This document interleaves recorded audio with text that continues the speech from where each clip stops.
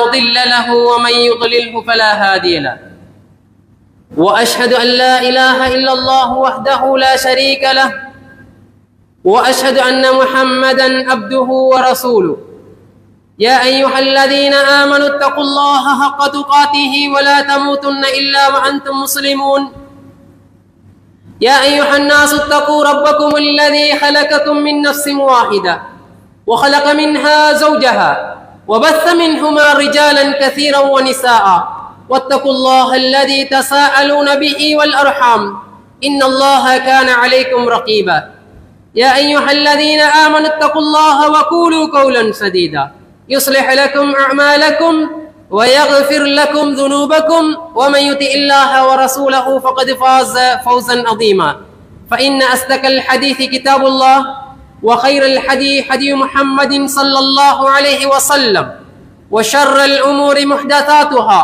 وكل محدثة بدعة وكل بدعة ضلالة وكل ضلالة في النار. வார்த்தைகளில் சிறந்தது வல்லவன் ரஹ்மான் அல்லாஹ்வினுடைய வார்த்தைகள் வழிகாட்டுதல்களில் சிறந்தது நபிகள் நாயகம் ஸல்லல்லாஹு அலைஹி வஸல்லம் அவர்களுடைய வழிகாட்டுதல்கள் காரியங்களில் மிக மோசமானது. மார்க்கத்தின் பெயரால் உண்டான கொள்கைகள், கோட்பாடுகள், சித்தாந்தங்கள், தத்துவங்கள் இவைகள் அனைத்தும் வழிகேடுகள். இவற்றை யாரெல்லாம் செய்கின்றார்களோ அவர்களை நரகிலே கொண்டு போய் சேர்க்கும். யார் நபிகள் நாயகம் ஸல்லல்லாஹு அலைஹி வஸல்லம் அவர்கள் சொன்னதாக அவர்கள் சொல்லாத ஒரு விடயத்தை சொல்லுகின்றார்களோ அவர்கள் தங்குமிடத்தை நரகிலே அமைத்துக் கொள்ளட்டும் என்று அல்லாஹ்வின் தூதர் ஸல்லல்லாஹு அலைஹி வஸல்லம் அவர்கள் சொன்ன செய்தியை பயந்தவர்களாக இந்த இடத்திலே நாங்கள் உட்கார்ந்திருக்கிறோம். இந்த நேரத்திலே அல்லாஹ் நபிகளாரை எச்சரித்த சில சந்தர்ப்பங்கள் எனும் தலைப்பிலே ஒரு சில விடயங்களை பேசலாம் என இருக்கிறேன். இந்த தலைப்பை பொறுத்தவரைக்கும் பெரும்பாலும் ஆலிம்கள், உலமாக்கள் கூடுதலாக இந்த தவறிலே ஈடுபடுகின்றார்கள். பள்ளிவாசல் நிர்வாகிகள், ஊருடைய முக்கியஸ்தர்கள், சமுதாயத்திலே நல்லவர்கள் என்று சொல்லப்படக்கூடியவர்கள் பெரும்பாலும் இந்த தவறிலே ஈடுபடுகின்றார்கள். குறிப்பாக ரமலானுடைய காலம் நெருங்கிவிட்டால் ரமலானுடைய காலத்திலே செய்யக்கூடிய வணக்க வழிபாடுகளோடு ஒரு சிலர் தெரியாத்தனத்தின் காரணமாக அல்லது பொடுபோக்கின் காரணமாக அல்லது கணக்கெடுக்காமை தன்மையின் காரணமாக இந்த சொல்லப்படக்கூடிய சில தவறுகளிலே ஈடுபடக்கூடிய காட்சி காணப்படுவதன் காரணமாக ரமலானுடைய காலம் நெருங்கிவிட்டது என்பதற்காகத்தான் இந்த தலைப்பு தெரிவு செய்யப்பட்டிருக்கிறது. அல்லாஹ் நபிகளாரை முதலாவது எச்சரிக்கை செய்யக்கூடிய விடயம்தான் வலகத் ஊஹிய இலைக்க வ இலல் லதீன மின் கப்லிக் லஇன் அஷ்ரக்த லயஹ்பதன்ன அமலுக். நபியே, உங்களுக்கு முன் சென்ற சமுதாயத்தினருக்கும் ஏக இறைவன் என்கின்ற ஒரே இறைவன் கொள்கையைத்தான் நாங்கள் பணித்திருக்கிறோம். எனவே அல்லாஹ்வுக்கு நீங்கள் இணை வைத்தீர்களே ஆனால் உங்களுடைய அனைத்து வணக்க வழிபாடுகளும் அழிக்கப்பட்டு விடும். எங்களுடைய வணக்கத்தை போன்றது கிடையாது நபிகளாருடைய வணக்கம். இரவையிலே முழு இரவும் தொழுவார்கள், கால் வீங்குகின்ற அளவுக்கு நோட்பார்கள், பட்டினியாக தொடர்ச்சியான நோன்பு நோட்பார்கள்.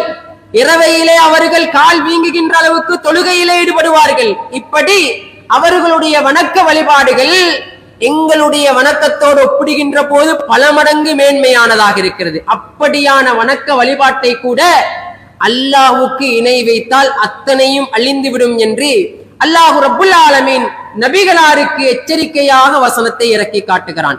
அல்லாஹ்வினுடைய தூதரிடத்திலே வருகிறார்கள்.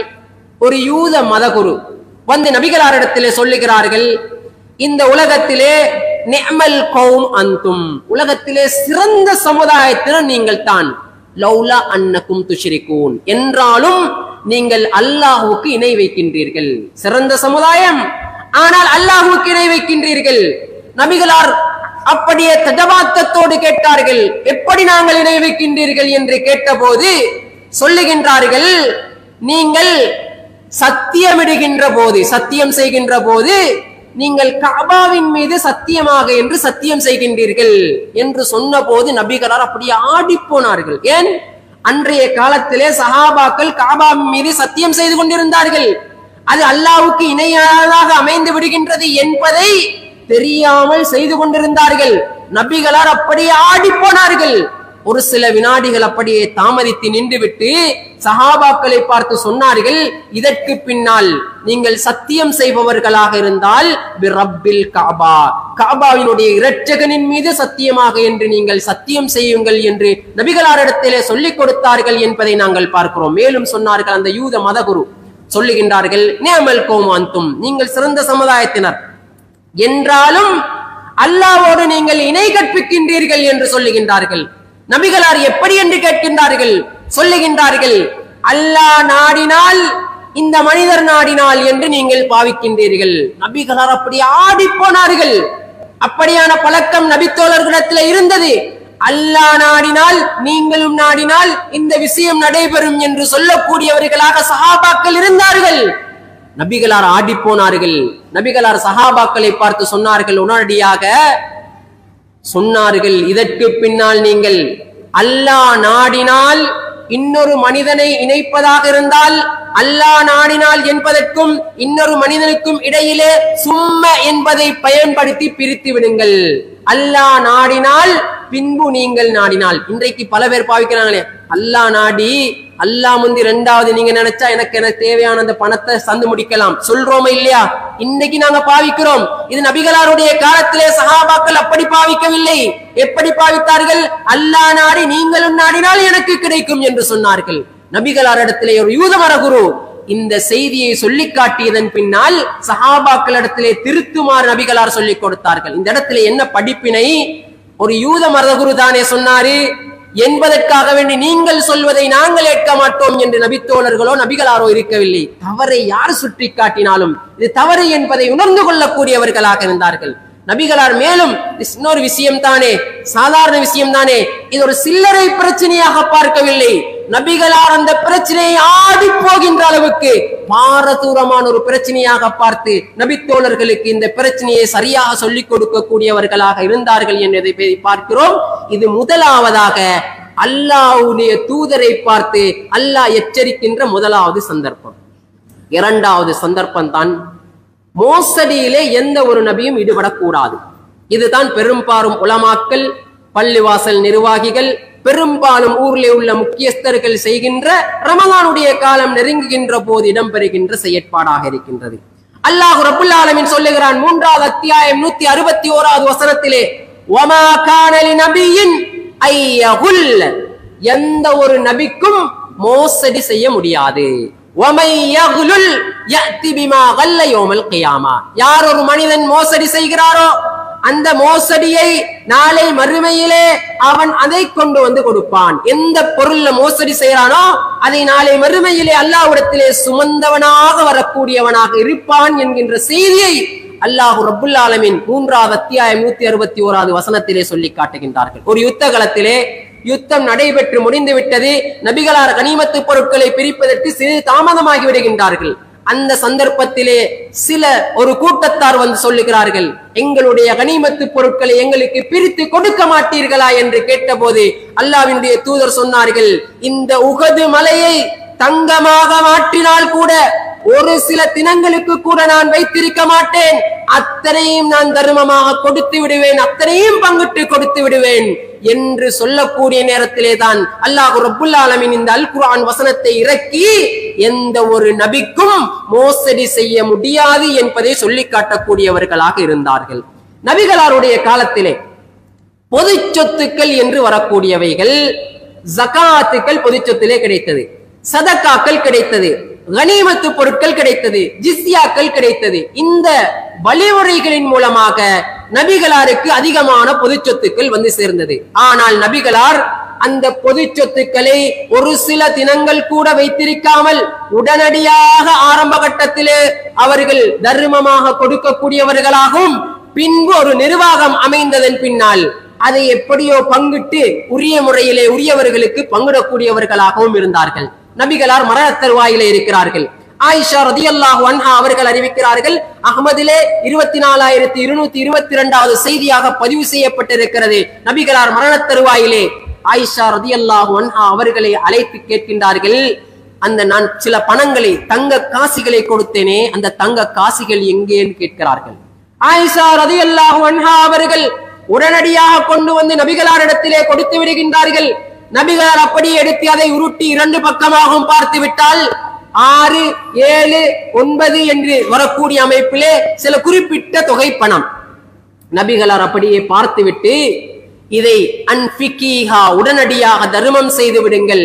நான் மரணிக்கின்ற போது, நான் அல்லாஹ்வை சந்திக்கின்ற போது என்னிடத்திலே பொது சொத்தாக இருக்கின்ற இந்த பணங்கள் இருக்கின்ற நிலைமையிலே நான் அல்லாஹ்வை சந்தித்து விடக்கூடாது என்று ஆயிஷா ரலியல்லாஹு அன்ஹா அவர்களை பார்த்து சொல்லிவிட்டு நபிகளார் உடனடியாக அதை தர்மம் செய்யுமாறு சொல்லிவிட்டார்கள். 6-7 காசிக்கு கூட அல்லாஹ்வினுடைய தூதர் தன்னுடைய கரத்திலே இருக்கின்ற நிலைமையில் மரணித்து விடக்கூடாது பொது சொத்துக்கள் என்பதில் கவனமாக இருந்தார்கள்.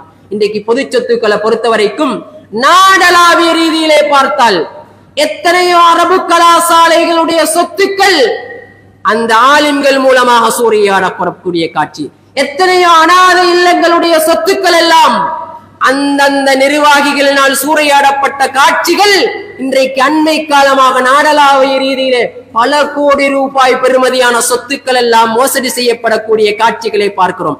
இன்றைக்கு சில அரபு கலாசாலைகள், சில பள்ளிவாசல்கள் கலெக்ஷனுக்கு போறாங்க.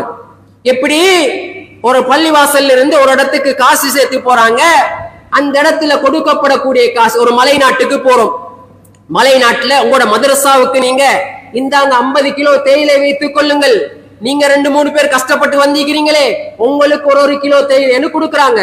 அல்லது மீன் பிடிக்கிற பகுதிக்கு போறோம், கடலோர பகுதிக்கு, ஒரு 50 கிலோ மீனை மதரசாவுக்கும் அரபு கலாசாலைக்கும், அதுல கொஞ்சம் ஒரு கிலோ நீங்க வந்திருக்கிறீங்களே நீங்க வீட்டுல போய் ஆக்கி கொடுங்க சாப்பிடுங்க என்று ஒரு கிலோவையும் கொடுக்குறேன்.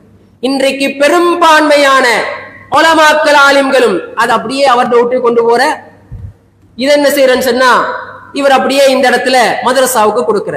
அல்லாஹ்வினுடைய தூதர் இந்த செய்தியிலே இப்படி தனிப்பட்ட முறையிலே எடுப்பதை நேரடியாக தடுத்தார்கள். புகாரியிலே 7174வது செய்தியாகவும் முஸ்லிம்லே 1832வது செய்தியாகவும் பதிவு செய்யப்பட்டிருக்கின்றது. அசது கோத்திரத்தினிடத்திலே இப்னுல் லுத்பியா என்கின்ற ஒரு நபித்தோழரை ஜகாத் பணங்களை சேகரிப்பதற்காக அனுப்புகின்றார்கள். அந்த மனிதரும் போனாரு, சேகரித்து விட்டு வந்தாரு. வந்து நபிகளாரிடத்திலே சொல்லுகின்றார்கள், ஹாதா லி, இது எனக்குரியது, வஹாதா உஹ்திய லக்கும், இது உங்களுக்கு ஹதியாவாக கொடுக்கப்பட்டது. ரெண்டு விஷயத்தை சொல்லணும், வஹாதா ஹாதா லக்கும் வஹாதா உஹ்திய லி, இது உங்களுக்குரியது, இது எனக்கு ஹதியாவாக கொடுக்கப்பட்டது என்று நபிகளாரிடத்திலே கொண்டு வந்து சில பொருட்களை காட்டுகின்றார்கள். நபிகளாருக்கு கோபம் ஏற்படுகின்றது. உடனடியாக அந்த இடத்திலே இருந்து எழும்புகின்றார்கள், மிம்பர் மேடையிலே போய் உபதேசம் செய்கின்றார்கள். எப்படியான வசனத்தை பேசினாங்க தெரியுமா நபிகளார்? பயக்கூல், ஒரு சிலர் இருக்கின்றார்கள் நேரடியாக சொல்லுகிறார்கள், இந்த மனிதனைத்தான் சொல்லுகின்ற அளவுக்கு நேரடியாக சொல்லுகின்றார்கள். ஒரு சிலர் ஹாதாலக்கும் வஹாதா உஹ்தியலி, இவரு இது எனக்குரியது இது உங்களுக்குரியது என்று சொல்லுகின்றார்கள். அஃபலா கஅத ஃபீ பைத்தி அபீஹி அவ் ஃபீ பைத்தி உம்மிஹி, இன்னைக்கு நாங்க சொல்லுவோமே, நீங்க ஒரு உம்மா டவுட்ல இருந்தா இது கிடைச்சிக்குமா, உங்களோட வாப்பா டவுட்ல இருந்தா கிடைச்சிக்குமா என்று சொல்லுவோமே, அதே வசனத்தை நபிகளார் பயன்படுத்தினார்கள். அஃபலா கஅத ஃபீ பைத்தி அபீஹி, உங்களோட வாப்பாவுடைய வீட்டுல நீங்க உட்கார்ந்து இருந்தா இந்த உங்களுக்குரியது என்று சொல்றீங்களே, இது உங்களுக்கு கிடைச்சிக்குமா? உங்களுடைய உம்மாவுடைய வீட்டில நீங்க உட்கார்ந்து இருந்தால் இது உங்களுக்குரியது என்று சொல்லுகின்றீர்களே, இது கிடைத்திருக்குமா என்று கேட்டுவிட்டு நபிகளார் கடுமையான எச்சரிக்கையாக மிம்பரிலே தொடர்ந்தார்கள். தொடர்ந்து சொன்னார்கள், யார் ஒரு மனிதன் பொதுவாக கொடுக்கப்படக்கூடிய இந்த சொத்துக்களிலே மோசடி செய்கின்றாரோ அவர் நாளை மறுமையிலே அந்த மோசடியை சுமந்தவராக வருவார். ஆட்டில மோசடி செஞ்சால் ஆட்டை சுமந்தவராக வருவார், கழுதையிலே மோசடி செய்தால் கழுதையை சுமந்தவராக வருவார் என்று சொல்லிவிட்டு சஹாபாக்களை பார்த்து கையை உயர்த்தி சொன்னார்கள், அலாஹல் பல்லக்து, நான் இந்த செய்தியை உங்களுக்கு எத்தி வைத்து விட்டேன் என்று சொன்னார்கள். எனவே பொது சொத்துக்கள் என்று வருகின்ற போது அந்த பொது சொத்தை சேகரிப்பதற்காக வேண்டி யாராவது போனா அவருக்கென்று சொந்தமாக கிடைக்கக்கூடியதையும் பொது சொத்திலே போடப்பட வேண்டியது என்பதை இந்த செய்தியின் மூலமாக அல்லாஹ்வினுடைய தூதர் எங்களுக்கு சொல்லி காட்டினார்கள். ஒரு நாள் ஒரு மனிதனுடைய உள்ளத்திலே ஈமானும் மோசடியும் ஒன்று சேர்ந்து விட மாட்டாது. ஈமானும் மோசடியும் ஒன்று சேர்ந்து விட மாட்டாது என்பதை புரிந்து கொள்ள வேண்டும். அந்த அடிப்படையில் ஈமான்தாரியா இருக்கின்ற ஒரு மனிதன் ஒருபோதும் மோசடி செய்ய மாட்டான்.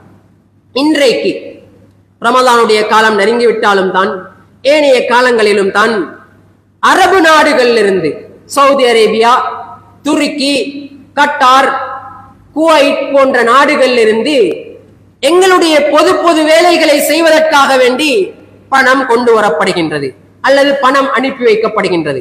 வீடு கட்டுவதற்காக வேண்டி, பள்ளிவாசல் கட்டுவதற்காக வேண்டி, கிணறு கட்டுவதற்காக வேண்டி, பார்சல்கள் பங்குடுவதற்காக வேண்டி, மாடு கொடுப்பதற்காக வேண்டி, இஃப்தார் நிகழ்வுகளுக்காக வேண்டி, பாடசாலை திருத்தங்களுக்காக வேண்டி, அரபு கலாசாலைகள் கட்டுவதற்காக வேண்டி பணம் கொண்டு வந்து கொடுக்கப்படுகின்றது. இந்த பணங்கள்ல நிறைய பேர் அல்லது சில பேர் மோசடியாக பயன்படுத்துகின்றார்கள். இந்த பணங்களை உரிய முறையிலே உரிய விதத்தில் பயன்படுத்தாமல் மோசடி செய்யப்படுகின்றது, அல்லது உரிய விலைக்கு கொடுக்கப்படாமல் மோசடி செய்யப்படுகின்றது, அல்லது பார்சல்கள் கொடுக்கிற போது ரமலானுடைய காலம் நெருங்கிவிட்டால் பார்சல் கொடுக்கிறதுக்கு கடைகள்ல போய் நல்ல குவாலிட்டி சாமண்ட விலை எடுக்கிற, குவாலிட்டி குறைஞ்ச சாமனை போடுறது, குவாலிட்டிக்குரிய விலைக்கு பில் வாங்கி எடுக்கிறது. கடை முதலாளி கிட்ட பேசியாச்சு, அவரும் செய்யறது என்ன தெரியுமா, எனக்கு இந்த ஆர்டர் கிடைக்கிறது இவர் செல்ற மாதிரி செஞ்சாத்தானே எனக்கு கிடைக்கும் என்பதனால அந்த மோசடியில ஈடுபதற்கு கடை உரிமையாளர்களும் உடந்தையாகின்றார்கள். நல்ல குவாலிட்டிக்கு விலை எடுக்கிறது, லோக்கல் சாமனை போடுறது. நல்ல குவாலிட்டிக்கும் குறைஞ்ச குவாலிட்டிக்கும் இடையில ஒரு 15 ரூபாய் வித்தியாசம் இருக்குதா, 1000 கிலோவா 15000 ரூபாய் ஆதாயத்தை இவர் எடுத்துக்கொள்றது. இன்னைக்கு நடக்குதா இல்லையா? கஞ்சிக்குரிய பணங்கள் சேகரிக்கப்படுது, விலை எடுக்குது. இந்த விலையில விலையை வாங்கி அந்த விலைக்கு குறைஞ்ச சாமனை கொண்டு போடுறது. ஒரு குறிப்பிட்ட விலையை நியமிச்சு பள்ளிவாசல்களால செய்யலாம். அதல்ல, பள்ளிவாசல்ல சாமான் வாங்குறதுக்கு நியமிச்சவரு குறிப்பிட்ட சாமான்களை கொண்டு வந்து கொடுப்பதில் விலை குறைந்த, தரம் குறைந்த பொருட்களை கொண்டு வந்து கொடுத்து விட்டு அந்த தரமான பொருளுக்குரிய விலையை தன்னுடைய பொக்கெட்ல நிறைக்கிற வரலாறு சில இடங்கள்ல பதிவு செய்யப்பட்டிருக்குது. ரமலானுடைய காலம் நடந்தா இஃப்தாருக்காக வேண்டி வரக்கூடியவைகள், இவைகள்ல ஏராளமானவர்கள் சில மோசடிகளை செய்யறாங்க. பால் பேக்கெட்டு ஒரு கடையில நல்ல விலை குறைய எடுக்கலாம், 100 ரூபாய் பேக்கெட்டு 80 ரூபாய் 82 ரூபாய் கிடைக்குது. இவர் கொஸ்ட போடுற 100 ரூபாய் என்றே போடுற, அது 95 ரூபாய் போடுற. ரிட்டைல் எடுத்தாலே, சாதாரண 10 பேக்கெட் எடுத்தாலே 80 ரூபாய் கிடைக்கிறதுக்கு இருக்கிற சாமானை 100 ரூபாய் விலை அடிக்கிற, 15-20 ரூபாய் யாரு பொறுப்பாய்க்கிறோ அவர் அதுல லாபம் எடுத்துக்கொள்ற சில பேர் இன்றைக்கு இந்த மாதிரியான செயற்பாடுகளை செய்து கொண்டிருக்கிறார்கள் என்பது மிக கவலையாக இருக்குது. சில அரபு கலாசாலைகள் தங்களுடைய சாப்பாடுகளை ஒரே கடையிலே வாங்குறாங்க. அந்த கடையில பேசி வச்சுக்கிற பொஸ்ஸோட, எப்படி தெரியுமா, நான் உங்களோட கடைக்கு தான் ஆர்டர் தருவேன், எனக்கு ஒரு கொமிஸ் வச்சு தான் நீங்க போடணும். யாரு? சில உலமாக்கள் செய்கிறார்கள், சில ஆளுங்கள் இந்த தவறுகள் ஈடுபடுறாங்க. சில ஊர்களுடைய முக்கியமாக இருக்கின்ற பள்ளிவாசல் நிர்வாகிகள் இந்த தவறு செய்யறாங்க. என்ன? அந்த நடக்கிற அரபு கலாசாலைக்கு என்ன செய்ய வேண்டும்? கொமிஸ், எனக்கு நான் உங்கள்கிட்ட தான் வாரேன், நீங்க தான் செய்யணும், எனக்கு ஒரு விலை வச்சு தான் நீங்க போடணும். நான் இன்னொரு இடத்துக்கு போனா விலை குறைய எடுக்கலாம், பல இடங்கள்ல விலை குறைய எடுக்கிற சான்ஸ் இருக்குது. நான் அங்க சொல்லுவேன், எல்லா இடத்துக்கும் திரிய எனக்கு டைம் இல்ல, நான் இதே கடையில தான் சாமான வாங்குவேன், ஆனா எனக்கு ஒரு கணக்கு வேணும். மாசம் 40,000 ரூபாய் 50,000 ரூபாய் அவருக்கு கொமிஸ் போகுது, கடையில இருந்து எல்லா விலையும் போடுறாங்க. சில பாடசாலை அதிபர்கள் பழைய விலைக்கு பில்ல போட்டு புதிய விலைக்கு செக் எழுதி இடைப்பட்டு வரக்கூடிய இலாபத்தை அவர் பாக்கெட்ல போடுறாங்க. பாடசாலை அதிபர் இடத்துல தான் அந்த செய்யக்கூடிய பணங்கள் கொடுக்கப்படும். ஒரு 35,000 ரூபாய் வரக்கூடிய பொருள் அவர் 25,000 ரூபாய் அதெல்லாம் பேசி கதைச்சடித்து பாடசாலையுடைய செக்க கொடுக்கறது எப்படி? 25,000 ரூபாய்க்கு 35,000 ரூபாய், கடையில 10,000 ரூபாய் காசை வாங்கிட்டு போறாங்க. இந்த அளவுக்கு மோசடிகள் இன்றைக்கு சர்வ சாதாரணமாக முஸ்லிம்கள் செய்து கொண்டிருக்கின்றார்கள். அல்லாஹ்வினுடைய தூதர் எப்படியான எச்சரிக்கைகளை விடுத்தார்கள் என்பதை பார்த்தால், அல்லாஹ்வினுடைய தூதருடைய சமூகத்திலே ஒரு நபித்தோழர் யுத்த களத்திலே மரணித்து விடுகிறார்கள். யுத்தத்துல மரணிச்சா என்ன நன்மாராயணம்? அவருடைய முதலாவது சொட்டு இரத்தம் நிலத்திலே படுவதற்கு முன்னால் அவருடைய கடனை தவிர அத்தனை பாவங்களும் மன்னிக்கப்பட்டு அவர் சுவனவாதியாக மாறிவிடுகிறார்.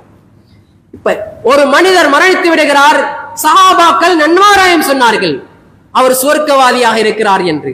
மரணித்தவரை பார்த்து அல்லாஹ்வினுடைய தூதர் அவர் நரகவாதி என்று சொன்னார்கள். சொல்லிவிட்டு சொன்னார்கள், கைபர் யுத்தத்திலே இவர் கனிமத்து பொருட்களை பிரிப்பதற்கு முன்னால் ஒரு போர்வையை அவர் தன்வசப்படுத்தி போர்த்தி கொண்டார். ஒரு போர்வைக்கு எவ்வளவு பெறுமதி? 500 ரூபாய் காசு பெறுமதி ஆயிக்கும். ஷஹீதாகின்ற ஒரு மனிதன், யுத்த களத்திலே உயிரை தியாகம் செய்தவர், வெறும் 500 ரூபாய் காசு பொருந்திய அந்த போர்வைக்கு நரக நெருப்பிலே தீவூட்டப்பட்டு எரிந்து கொண்டிருக்கிறார் என்று அல்லாஹ்வினுடைய தூதர் சொன்னார்கள். என்றா எவ்வளவு பெருமதி குறைஞ்ச சாமன். இந்த செய்தியை கேட்டவுடனே நபித்தோழர்களில் சிலர் ஓடோடி சென்று யுத்த களத்திலே இருக்கின்ற செருப்பினுடைய பட்டி, செருப்பு பட்டிக்கு என்ன பெருமதி? தூக்கி ஓரமாக்கி போடுறது, எந்த பெருமதி இல்லை.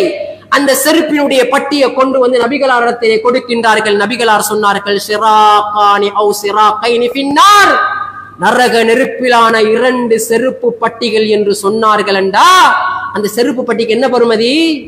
இன்னைக்கு பள்ளி வாசலுக்கு ஈச்சப்பழம் வருது, ஈச்சப்பழம் வரக்கூடிய அந்த பொட்டிக்கு என்ன பெருமதி? பெட்டிக்கு பெருமதி இருக்குதா? பெருமதி கிடையாது. ஆனால் சில பேருக்கு பெருமதி, பெட்டி கடைக்காரர்களுக்கு பெருமதி. இது ஓரமாக்கி போட்டு சும்மா இருக்குது, நான் எடுத்துட்டு போறேன்னு யாருக்கும் கொண்டு போக முடியாது. ஈச்சப்பழ பட்டியா பள்ளிவாசல் நிர்வாகம் தீர்மானிக்கணும், இன்ன விலைக்கு தான் கொடுக்க வேண்டும். பள்ளிவாசல்ல இருக்கின்ற சொத்துக்களை வெறுமனே இது சும்மா கொடுக்கிறோம் என்று இவங்க வேணுமென்று வேண்டியவங்க கொண்டு போங்க கொடுத்து விட முடியாது. ஏன்? அதுக்கு பெருமதி எங்களுடைய பார்வையிலே இல்லாவிட்டாலும் பொது சொத்தை நிர்வகிப்பவர்கள் அந்த பொது சொத்திலே கவனமாக இருக்க வேண்டும் என்பதை புரிந்து கொள்ள வேண்டும். ரமலானுடைய காலம் நெருங்கிவிட்டால் ஈச்சப்பழம் வருது. இந்த ஈச்சப்பழத்தை எப்படி பங்குடுறாங்க? பள்ளிவாசல்ல நிர்வாகங்கள் தீர்மானிச்சு நினைச்ச பிறகு சாதாரணமா பங்குடுறாங்க. சில பார்சல்கள் மிஞ்சுது, மௌலவிடைய ரூம்ல கொண்டு போய் வைக்கிற, மௌலவி நினைச்ச நேரம் எடுத்து தின்னலாமா? சில இடங்கள்ல நடக்குது, நினைச்ச நேரம் எடுத்து சாப்பிடுறாங்க. பள்ளிவாசல் ஆபீஸ் ரூம்ல கொண்டு போய் வைக்கிற, நிர்வாக கூட்டம் நடந்தா மச்சோரான் நடந்தா ஒரு பேக்கெட்டை பிச்சு தின்றாங்க. ஏழுமா அவங்களுக்கு அந்த அதிகாரம் இருக்குதா? பொதுமக்களுக்கு கொண்டு வந்ததை தான் நினைத்த பிரகாரம் பயன்படுத்தலாமா? நான் தானே பள்ளிவாசலுக்கு எவ்வளவு செலவழிக்கிறேனே, நான் பள்ளிவாசல்ல எவ்வளவு பாடுபடுறேனே, நான் ஒரு பேக்கெட்டை கொண்டு போனா என்ன?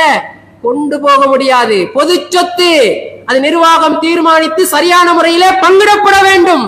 ஆனால் பல பள்ளிவாசல்களில் கணக்கெடுக்கப்படாமல் இன்றைக்கு பேரித்தம்பலங்கள் பயன்படுத்தப்படுகின்றது. பள்ளிக்கு பங்குடுறதுக்கு பார்சல் வருது, அரிசி வருது, ஏனைய பார்சல்கள் வருது, பங்குட்டாச்சு, கொஞ்சம் மிஞ்சுது, எல்லாருக்கும் கொடுத்தாச்சு. இவருடைய சொந்தக்காராக்களுக்கு, யாரு? பள்ளி நிர்வாகி, பள்ளி மௌலவி இவருடைய சொந்தக்காராக்களுக்கு ஒன்ன கொடுத்துற. பள்ளி நிர்வாகம் தீர்மானிச்சு இன்னவர் தகுதியானவர் தான், ஆனால் இவருக்கு கொடுத்து விடுவோம் என்று கொடுக்கலாம். நிர்வாகம் தீர்மானிக்காமல் இவரை நினைச்ச பிரகாரம் ஒருத்தரை தூக்கி கொடுக்கிற, நான் தானே பள்ளி வாசலுக்கு எவ்வளவு செய்யறேனே, நான் இதை எடுத்தால் என்ன என்று அப்படி சில நிர்வாகிகள் செய்வோமே, ஆனால் அது தவறாக இருக்கிறது. அப்படி செய்வதற்கு மார்க்கத்திலே அனுமதி கிடையாது. அல்லாஹ்வினுடைய தூதர் பிரிப்பதற்கு முன்னால் எடுத்துக் கொள்ளப்பட்ட இந்த சாதாரண ஒரு போர்வைக்காக வேண்டி கடுமையான எச்சரிக்கை விடுத்தாங்க. இன்றைக்கு ஒரு மௌத்தாகின ஒருவரை பார்த்து இவர் நரகவாதி, நரகத்துல வேதனை செய்யப்படுறாருன்னு சொன்னா எவ்வளவு அந்த ஃபேமிலிக்கு கோபம் வரும், அந்த மக்களுக்கு கோபம் வரும். அப்படியான ஒரு கடுமையான வசனத்தை நபிகளார் இந்த ஒரே ஒரு போர்வைக்கு பேசினார்கள் என்றால் பொது சொத்துக்களில் கை வைப்பது மிக கவனமாக இருக்க வேண்டும் என்பதை நாங்கள் புரிந்து கொள்ள வேண்டும். இந்த செய்தி புகாரில 4234, முஸ்லிம்ல 115வது செய்தியாக பதிவு செய்யப்பட்டிருக்கின்றது. நபிகளார் மேலும் சொன்னார்கள், இன்ன ரிஜாலன் யதகவ்வலூன ஃபீ மாலில்லாஹி பிகைரி ஹக்கின் ஃபலஹுமுன் நார் யௌமல் கியாமா. யாரு சில மனிதர்கள் இருக்கிறார்கள், அவர்கள் அல்லாஹ்வினுடைய பொருளாதாரம், அல்லாஹ்வுடைய பணம் என்றா என்ன, பொது சொத்துக்களில் நினைத்த பிரகாரம் அவர்கள் கையடிக்கிறார்கள், அவர்களுக்கு நாளை மறுமையிலே நரகம் தான் இருக்கிறது என்று சொல்லக்கூடியவர்களாக இருந்தார்கள். இன்னைக்கு இந்த பொது நிறுவனங்கள் செய்யறவங்க இன்னைக்கு எடுத்த இடமெல்லாம் நிறுவனம் செய்யறது, இது கூடாது என்று சொல்லல. அன்றைக்கு ஒரு சில நிறுவனங்கள் இருந்தது. இன்றைக்கு அரபு நாட்டுல படிச்சுட்டு வரக்கூடிய பெரும்பான்மையானக்கள் அல்லது பேசிட்டு வந்தவங்க எல்லாம் அவருக்கு தெரிந்த ஒரு 2 அரபிகளை பிடித்துக் கொண்டு நிறுவனம் செய்யறாங்க. இந்த நிறுவனம் செய்யறதுல பிரச்சனை இல்லை, அவங்க செய்யத்தான் வேணும், நல்ல விஷயங்கள் செய்யணும்.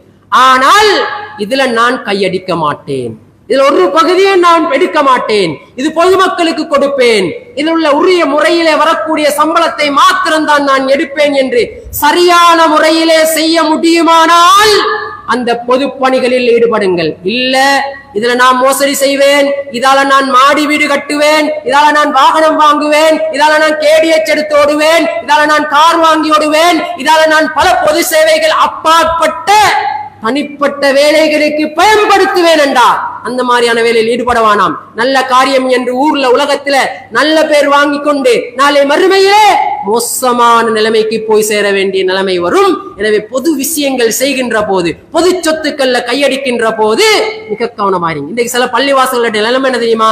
பள்ளிவாசலுக்கு வருமானம் போதவா, அதுக்கு நிர்வாகியா வார்த்தைக்கு கூட விருப்பம் இல்லை. பள்ளிவாசல்ல நல்ல வருமானம் கொட்டுதா, வெளிநாடுகளில் இருந்து பணம் வருதா, நல்ல உதவிகள் கிடைக்குதா, போட்டி போட்டு வராங்க. சில பேர் நினைக்கிறாங்க அங்க போனா எனக்கு பயன்படுத்திக் கொள்ளலாம், என்ற பிசினஸுக்கு ரொட்டேஷனுக்கு அந்த காசு எடுக்கலாம். சில பேர் நினைக்கின்றார்கள் பிசினஸ் ரொட்டேஷனுக்கு பள்ளி காசு எடுக்கலாமா, மதரசாவுடைய சொத்தை பிசினஸ் ரொட்டேஷனுக்கு பயன்படுத்தலாமா, கைமாத்துக்காக பயன்படுத்தலாமா? இன்னைக்கு சில பேர் பயன்படுத்தி கொண்டிருக்கிறார்கள். ஊருடைய முக்கியஸ்தர்கள், நிர்வாகிகள், பெரும்பாலும் உலமாக்கள் என்னத்துக்கு பிசினஸ் ரொட்டேஷனுக்கு பொது சொத்தை பயன்படுத்துகிறார்கள். பயன்படுத்த இயலாது, முடியாத காரியம், நாளை மறுமையிலே குற்றம் வரக்கூடிய செயல். இந்த செயற்பாட்டில் கவனம் இல்லாமல் ஈடுபடுகின்றார்கள். ரமலானுடைய காலத்துல பசித்திருந்து, தாகித்திருந்து, கஷ்டப்பட்டிருந்து வரக்கூடிய ஒரு பேரிச்சம்பழம் பக்கெட்டை கொண்டு போய் நாங்க நரகவாதி என்கின்ற அடையாளம் படுத்தப்படுவதற்கு முன்னால் நான் கவனமாயிருக்கு. இது பொது சொத்து, எனக்குரிய பங்கு வந்துவிட்டது, இரண்டாவது பங்கு எனக்கு தேவை கிடையாது, இதை நீங்கள் வேறு யாருக்காவது கொடுங்கள். இதை எடுத்து நீங்க சாப்பிடுறீங்களா, பொதுவாக நிர்வாகிகள் எடுத்து பிச்சுக்கு சாப்பிடுறீங்களா, இதுக்கு அனுமதி இருக்குதா, இது எங்க கொடுத்தது, யாருடைய அனுமதியோடு கொடுக்கப்படுது, நீங்க கேள்வி கேளுங்க. அப்படியானால் தான் எங்களுக்குள்ளே மாற்றங்களை கொண்டு வந்து விட முடியும்.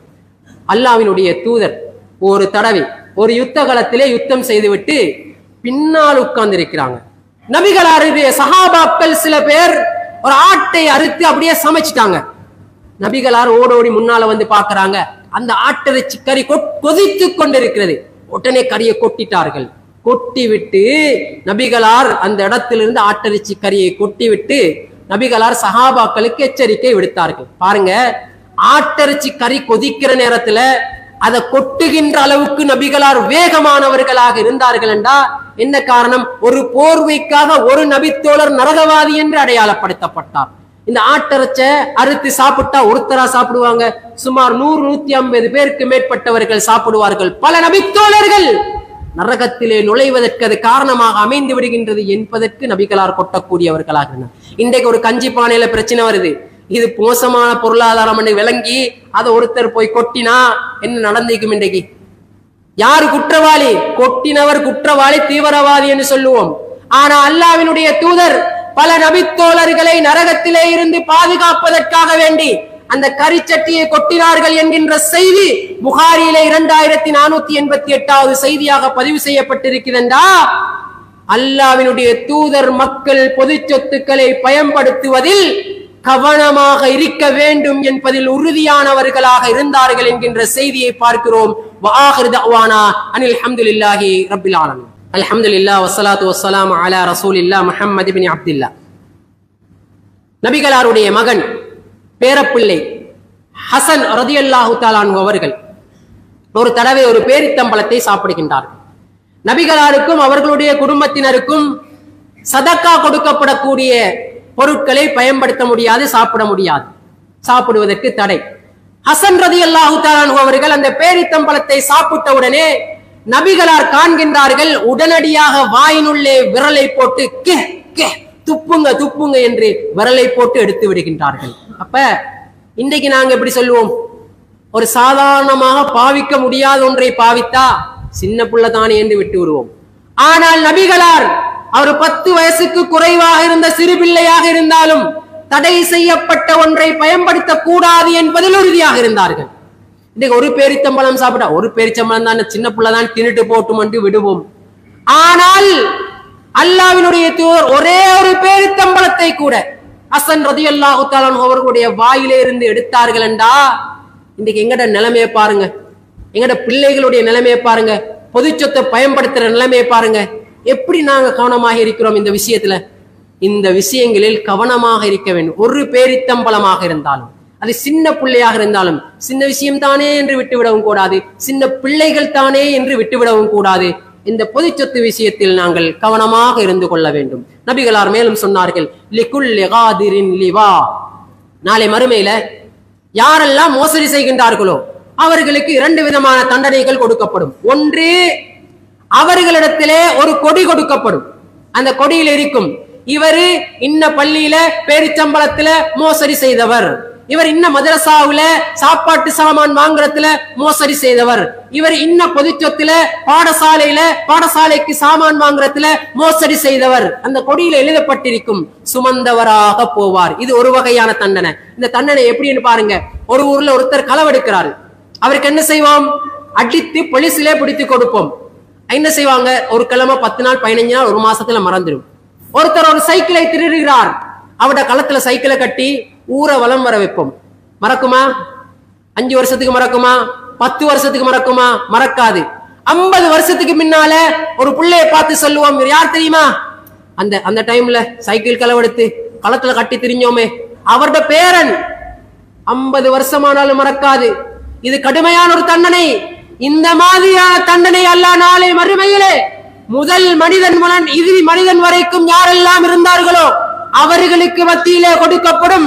இன்ன பள்ளி வாசலில் மோசடி செய்தவர், இந்த இஃப்தார் நேரத்தில் மோசடி செய்தவர், இந்த மாட்டிலே மோசடி செய்தவர், இந்த ஆட்டிலே மோசடி செய்தவர் என்று அவருடைய கொடியிலே எழுதப்பட்டிருக்கும். அது அவருக்கு கொடுக்கப்படும். 2வது தண்டனை, யார் எந்த பொருட்களில் மோசடி செய்கிறாரோ அந்த மோசடி செய்த பொருளை சுமந்தவராக வருவார். அரபு நாட்டில் வந்த கிணறு கட்டுறதுல மோசடி செஞ்சியா, கிணத்தை தூக்கு. பாடசாலை கட்டுறதுல மோசடி செஞ்சியா, பாடசாலையை தூக்கு. பள்ளிவாசல் கட்டுறதுல பில்டிங்ல மோசடி செஞ்சியா, பள்ளிவாசலை தூக்கு. நீ எதுல மோசடி செய்தியோ, ஆட்டுல மோசடி செய்தியா, மாட்டுல மோசடி செஞ்சியா, மாட்டை தூக்கு, ஆட்டை தூக்கு என்று நாளை மறுமையிலே அவனுக்கு கொடுக்கப்படுகின்ற தண்டனைகளில் இப்படியான ஒரு தண்டனையும் வழங்கப்படும் என்பதை அல்லாஹ்வினுடைய தூதர் சொல்லி காட்டினார்கள். என்றா மிக கடுமையான தண்டனை. ரமலானுடைய காலம் முடிஞ்சா ஹஜ்ஜுடைய காலம் வருது. ஹஜ்ஜுடைய காலம் வந்தா ஆடு மாடு அறுக்கிறோம்.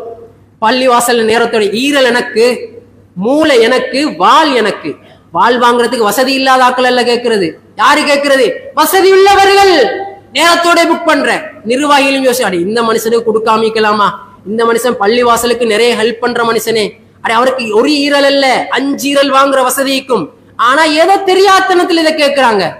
பொது சொத்துக்களை பொறுத்த வரைக்கும் இப்படி நினைச்ச பிரகாரம் கொடுக்க முடியாது. கேட்கிறவங்களுக்கு எல்லாம் கொடுக்கறதில்ல. அது யாருக்கு போய் சேர வேண்டுமோ அந்த உரியவர்களுக்கு கொடுக்க வேண்டும். மாட்டிட தோளுக்கு பெருமதி இல்லாமல் இருக்கும். ஆனால் பெருமதி இல்லாத பொருளாக இருந்தாலும் பொது சொத்து என்று வருகின்ற போது அதுக்கு உரிய விலையை வச்சுதான் நான் கொடுக்க வேண்டியவர்களாக இருக்கிறோம். ஹஜ்ஜுடைய காலத்தையும் இந்த மோசடிகளில் இடம்பெறக்கூடாது என்பதை நாங்கள் புரிந்து கொள்ள வேண்டியவர்களாக இருக்கிறோம். இதுவரைக்கும் யாராவது இது மாதிரியான காரியங்கள் ஈடுபட்டிருந்தா, ரமலானுடைய காலம் வருது, நான் தெரியாமல் செய்து விட்டேன், போன வருஷம் நான் ஒரு பரிச்சம்பளம் மேலதிகமாக நான் உருவிட்டேன், எனக்கு தெரியாது, தெரியாமல் செய்து விட்டேன், பொது சொத்து எங்கள் சொத்து என்ற அடிப்படையில நான் பொது சொத்து தானே எடுத்துட்டு போனேன், இந்த வருஷம் அதை திருப்பி கொடுங்க. யாராவது மாட்டுல ஆட்டுல மோசடி செஞ்சுக்குதா, ஈரல் துண்டை எடுத்தியா, வால் எடுத்தியா, தோல் எடுத்தியா, இந்த வருஷம் அதை திருப்பி கொடுங்க. நீங்க இந்தாங்க, நான் போன வருஷம் எடுத்தேன், இதை நீங்க இந்த பொது சொத்துல போடுங்க. ஒரு பேக்கெட்டா எடுத்த நீங்க மேலதிகமா திருப்பி கொடுங்க, யாருக்காவது பொது சொத்தாக கொடுங்க என்று. எனவே இந்த பொது சொத்துக்களுடைய விஷயத்திலே நாங்கள் கவனமாக இருக்க வேண்டும். நாங்கள் பிடிக்கின்ற நோன்புகள் பிரயோசனமானதாக அமைய வேண்டுமானால் ரமலானுடைய காலத்திலே வரக்கூடிய பொது சொத்துக்கள்ல கவனமா இருங்க. பள்ளிவாசல்ல தேங்க மரமிக்கும், மாங்க மரமிக்கும், நினைச்சவன் வாரம் போறான் எல்லாம் பிச்சுட்டு போறேன். பள்ளிவாசல் சொத்துக்கள்ல பயன்படுத்த முடியாது. நிர்வாகிகள் பீங்க, கிளீனான முறையில் எவ்வளவு தொகையோ உரிய விலைக்கு அதை விற்பனை செய்யுங்க.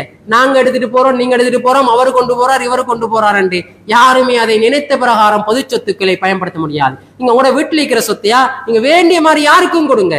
பள்ளிவாசல் இருக்கிறதா அதை உரிய முறையில் ஆலோசனையும் பிரகாரம் செய்யுங்க. இன்றைக்கு பள்ளிவாசல் சொத்துக்கள் எந்த அளவுக்கு பயன்படுத்தப்படுது என்பது மிக மிக மோசமான முறையிலே பயன்படுத்தப்பட்ட வரலாறுகள் இந்த நாட்டிலே பதிவு செய்யப்பட்டிருக்கிறது என்பதை நாங்கள் கவனத்திலே கொள்ள வேண்டியவர்களாக இருக்கிறோம். அதே போல இந்த செய்திகளை பொறுத்த வரைக்கும் எங்களுக்கு தெரியாது என்று யாருமே சொல்லிவிட முடியாது. எங்களுக்கு தெரியாது, இதை பத்தி தெரியாது, இதுக்கு முன்னால தெரியாமல் இருக்கிறோம் என்று. ஏனால் அல்லாஹ் ரப்புல் ஆலமீன் சொல்லுகிறான் 7வது அத்தியாயம் 172வது வசனத்திலே, அந்த கூலு யௌமல் கியாமத்தி இன்னா குன்னா அன் ஹாதா காஃபிலீன். நாளை மறுமையிலே தெரியாது, இதை பத்தி எங்களுக்கு அறிவில்லை என்று யாருமே எதை பற்றியும் சொல்லிவிட முடியாது. இதை பற்றி கட்டாயம் நாங்க தெரிஞ்சுக்கணும். நாங்க வியாபாரம் சம்பந்தமா தெரியாதுன்னு சொல்லுவோமா? போலீஸ்ல மாட்டின பிறகு இந்த ரூல்ஸ்ல நீங்க பிழை செஞ்சீங்கடா இது எனக்கு தெரியாது என்று சொல்லிவிடுவோமா? ரூல்ஸ் தெரிஞ்சிருந்துதான் ஆகணும். அது போலதான் இஸ்லாமிய சட்டதிட்டங்களை கட்டாயம் நாங்க தெரிஞ்சிருந்தான் ஆக வேண்டும். இதுக்குரிய ஏற்பாடுகளை இந்த பள்ளிவாசல் ஏற்பாடு செஞ்சுக்குது. வெள்ளிக்கிழமை நாள் ஜும்மாவில் தெளிவுபடுத்துறோம். வெள்ளிக்கிழமை தாய்மார்களுக்கு பெண்களுக்கு இன்றைக்கு கூட நடைபெறுது அஸ்ர் தொழுகைக்கு பின்னால முக்கியமான பயான் நிகழ்ச்சி. உங்களோட பெண்மணிகளை நீங்க தாய்மார்களை பிள்ளைகளை அனுப்புங்க. இன்னைக்கு யூதர்கள் சதிகளை பத்தி பேசக்கூடிய ஒரு தலைப்பு நடைபெறுது, நீங்க அனுப்புங்க. அனுப்பினால் உங்களுக்கு பிரயோசனப்படலாம். அதே போன்று சனிக்கிழமை நாட்கள்ல உங்களுக்கு தேவையான தர்பியா பயான் நிகழ்ச்சி நடக்குது. உங்களுக்கு ஏதாவது டவுட் இருக்குதா, சந்தேகங்கள் இருக்குதா, கேள்வி கேட்கலாம். உங்களுடைய டவுட்டை கிளியர் பண்ணலாம். தெரியாதுன்னு மறுமையில சொல்ல முடியாது. ஞாயிற்றுக்கிழமை நாளையில குர்ஆன் விளக்க வகுப்பு இருக்குது. குர்ஆன் வசனத்துக்கான விளக்கம் இந்த பள்ளிவாசல் நடக்குது. தெரியாதுன்னு பிறகு சொல்ல முடியாது. பள்ளிவாசல் ஏற்பாடு செஞ்சுக்குது. புதன்கிழமை நாளையில ஹதீஸ் விளக்க வகுப்பு இங்க நடக்குது. தெரியாது என்று சொல்ல முடியாது. நாளை மறுமையில எனக்கு தெரியாது. எல்லா ஏற்பாடுகளையும் பள்ளிவாசல். நீங்க இதுக்கு மேல் மிச்சமாக எனக்கு ஃபராயில் சட்டங்கள், குடும்ப சட்டதிட்டங்கள் தேவை சொன்னால் பள்ளிவாசல் நிச்சயமாக ஏற்பாடு செய்யும். அந்த மாதிரி நீங்க கலந்து அந்த சட்டதிட்டங்களை கேளுங்க. சனிக்கிழமை வகுப்புல நீங்க கட்டாயம் கேள்வி கேட்கலாம். உங்களுக்கு கேள்வி கேட்பதற்கான சந்தர்ப்பங்கள் வழங்கப்படுது.